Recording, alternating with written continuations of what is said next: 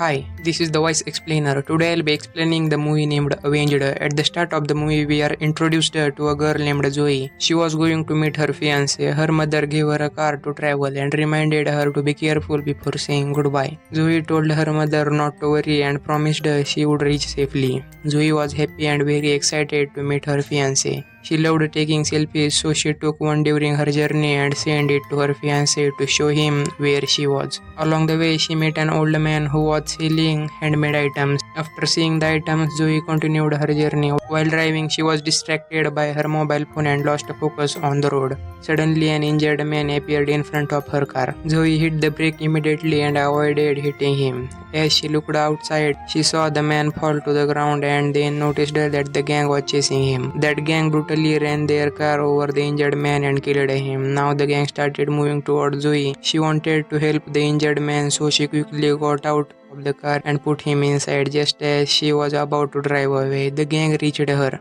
They grabbed Zoe and began teasing her right in front of her eyes. They brutally killed the man she tried to save. The gang continued harassing Zoe. She tried to run away, but the gang leader named Trey shot her in the leg.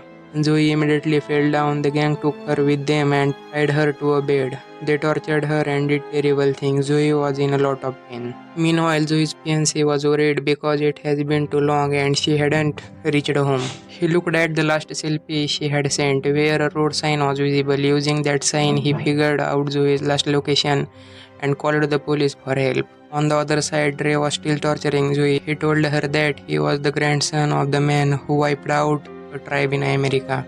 He showed her the severed heads of that tribe's people now turned into skulls. He picked up one of skull and said it to belong to the tribe's leader, a commander. Zoe was terrified after hearing all this and seeing the skulls. Trey was telling the truth about his family's history. Later, the gang drank alcohol and enjoyed themselves. One of Trey's friends suggests killing Zoe now. Trey, however, said he wanted to torture her more and refused.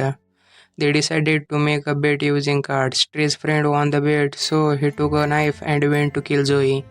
Meanwhile, despite her pain, Zoe somehow managed to free herself. She began running, but Trey's friend saw her. He grabs Zoe and stabs her multiple times with a knife. As a result, Zoe dies on a spot. Then the old man who was selling handmade items appears walking with his dog. He finds Zoe's dead body, picks it up, and takes her to his place. He prepares a medicine by mixing some herbs and applies it to her wounds. Here it's revealed that the old man belonged to the tribe that was destroyed by Trey's grandfather. The old man then performs a ritual while chanting magical spells to bring Zoe's soul back into her body. During the ritual, Zoe's body began to float in the air. A soul actually enters her body. Zoe's face turns horrifying and her eyes becomes completely black. She suddenly attacks the old man, but he manages to make her faint quickly. Zoe's fiancé also arrives in the area and checks into the hotel. We are shown Zoe regaining consciousness. She finds herself in the city area and comes across a public telephone. She uses it to call her fiancé and tells him, "I am alive and I am safe." Hearing her voice, her fiancé becomes very happy. He tracks the location of the public phone and heads there. Meanwhile, Zoe sees a police officer and approaches him to help. But then she realizes the officer is actually a member of the gang. Seeing him, Zoe becomes aggressive and follows him to club. The gang member is shocked to see Zoe alive. Zoe's eyes turn black again as the soul appears to return to her body. The gang member's Trey's friend tries to attack Zoe, but before he can, Zoe attacks him first and rips open his stomach, pulling out his intestines and killing him. Then another gang member tries to shoot Zoe with a gun, but she knocks him unconscious with a chair.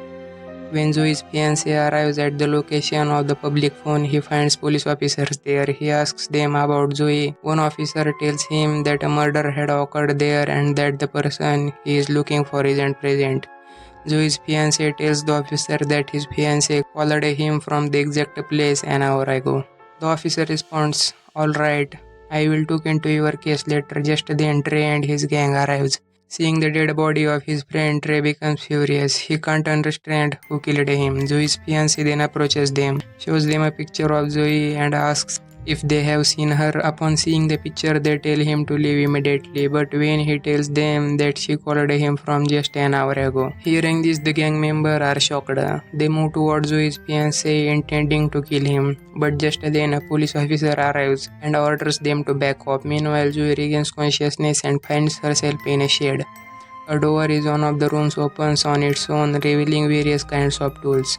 Zoe picks up a bow and some arrows and leaves to shed. At the same time, the gang members head to the spot where they had buried Zoe. To their shock, her body is no longer there. Confused, they wonder where the corpse could have gone. The member who had originally killed her suggests that maybe a wild animal dragged her away, as it's impossible for someone he killed to be alive. But Ray is skeptical and doesn't believe that explanation.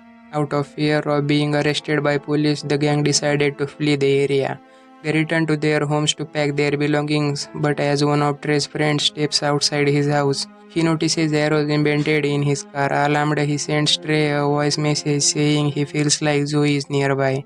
Suddenly, Zoe appears and starts shooting arrow at him. She keeps firing until he dies. After receiving the voice message, Trey rushes to find his friend, only to find him dead. Meanwhile, Zoe notices that her body is starting to decay. Bugs and insects are crawling over her rotting flesh. Worried, she returns to the old man and asks for help. The old man realizes the truth and tells her that he found her buried and lifeless. He brought her back through a ritual to return her soul, but during that ritual, another soul also entered her body. The soul of a commander, the leader of the old man's tribes. The old man explains that the commander had been seeking revenge for a year against the family who wiped out their tribe, which includes Trey and his gang. The soul of their tribal leader now shares Zoe's body and is luring her to exact revenge. The old man warns her that her body is deteriorating fast and they are running out of time. They must act quickly. Meanwhile, Trey comes up with a plan to kidnap Zoe's fiancé, thinking it will stop her from attacking them. Zoe's fiancé is heartbroken and grieving her loss. They and his companions find him, beat him up badly. They throw him into their car and drive off. But as they are leaving, Zoe arrives just in time. She shoots an arrow into one of Trey's friend's neck, injuring him severely and causing heavy bleeding. Trey and his remaining friends are stunned to seeing Zoe alive. They try to flee, but Zoe chases them and leaps onto their moving car. A brutal fight breaks out between Zoe and Trey's friend. He stabs her multiple times, but the wounds have no effect. Just as Zoe is about to kill him, Trey suddenly slams the brakes. Due to the sudden brake, Zoe falls in front of the car. Trey rushes her multiple times with the car, but it has no effect. Zoe survives. Shocked how she is still alive, Trey wastes no time and flees the scene to save himself. He and his gang take Zoe's fiancé to a hidden location and tie him up. Meanwhile, the gang member who was earlier injured by Zoe's arrow is still in pain. Yet they refuse to take him to the hospital. He tells Trey that when he looked into Zoe's eyes, they were pitch black, like someone else's soul was inside her. Hearing this, Trey suspects the truth and recalls an old man who lived near the burial site. He realizes the old man must have performed some rituals to bring Zoe back, and that he belonged to the same tribe his grandfather once wiped out. Trey hires a group of armed men, all carrying heavy weapons. On the other side, Zoe is seen binding her decaying body with tape. She is sad and in pain. Suddenly, the soul of tribal commander appears and gives her two ancient weapons used in their wars. As night falls, Trey's injured friend finally decided to escape and head to the hospital. But Zoe appears in front of his car and hurls a metal rod, causing the car to spin out of control and crash. One of the Trey's friends dies in the accident. Meanwhile, Trey is telling Zoe's fiancé everything they had done to her.